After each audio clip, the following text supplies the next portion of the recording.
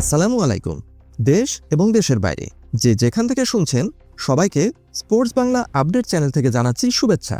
চলে এলাম আরও কিছু নতুন আপডেট নিয়ে। বার্সেলোনা ভক্তরা এবং বার্সেলোনা দল 18 বছর বয়সী তরুণ প্রতিভা পেদ্রো ফার্নান্দেজের আকস্মিক বিদায়ের সিদ্ধান্তে হতবাক হয়ে পড়েছে। চলুন এই সিচুয়েশনটার আরও কিছু দিক আমরা বিশ্লেষণ করি। এই পেদ্রো ফার্নান্দেজ হাত থেকে পিছলে যাওয়ায় বার্সেলোনার ভুল কী ছিল? আসলে মাত্র 6 মিলিয়ন ইউরো রিলিজ ক্লজ কেন রেখেছিল বার্সেলোনা, সেটা একটা বড় প্রশ্ন হয়ে দেখা দিয়েছে। এই 6 মিলিয়ন ইউরো বর্তমান বাজার মূল্যে কিছুই নয়, আর ইউরোপীয় জায়ান্টদের কাছে এই মাত্র 6 মিলিয়ন ইউরো বলতে গেলে হাতের ময়লা।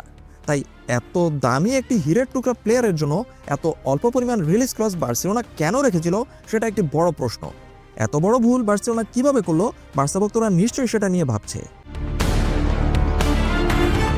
হয়তো বার্সেলোনা ক্লাব ঘুণাক্ষরেও ভাবতে পারেনি লা মাসিয়া একাডেমিতে পেলে পুষে বড় করার পর একটা প্লেয়ার এত বড় বেইমানি করবে বার্সেলোনা ক্লাবের সাথে।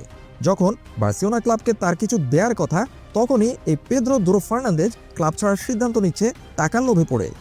এ কারণেই ব্যক্তিগতভাবে মনে করি লা মাসিয়া একাডেমির প্লেয়ারদের রিলিজ ক্লজ অন্তত 20 থেকে 30 মিলিয়ন ইউরো করে রাখা উচিত। হয়তোবা 18 বছর বয়স পূর্ণ হওয়ার পর বার্সেলোনা এই ফার্নান্দেজকে যে নতুন চুক্তি অফার করার কথা, সেই চুক্তিতে নিশ্চয়ই তার রিলিজ ক্লজ অনেক হাই হবার কথা।